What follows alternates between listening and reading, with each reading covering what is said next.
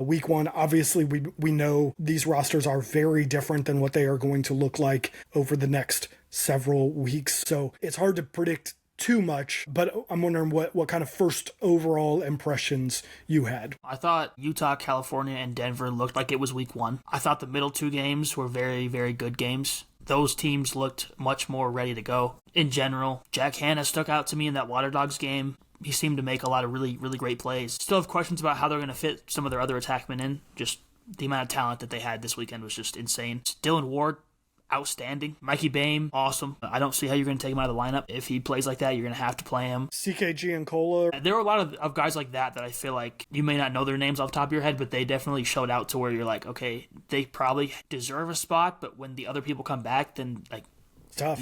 You can't give them the spot at the same time. Like I mentioned this in one of our group chats a while back. Of like it's going to be good that we're going to get to see these players because they're on the radar. They're getting a taste of the actual game action in the PLL. So that way, when they expand, it's like, hey, we know these guys can play. Like you said, I can appreciate getting to see some of these guys get an opportunity. I mentioned him earlier. CK just jumped off the screen. Like he just looked so impressive. And like you said, there's a pretty decent chance that when they get their full roster back, he doesn't play again. And that's a bummer, but it's good to see them and get there. You can't simulate the actual games. You know, you can play scrimmages against other teams. You still can't simulate that full speed go of the actual games. So it's good to get these guys an opportunity and see them in those. And you're right, anytime that we have an expansion, that will be great. Anytime that there's a roster spot in the championship series. Another thing that I thought was none of us want to see anyone get hurt, but when someone gets hurt, someone's going to have to get called in. So there are going to be opportunities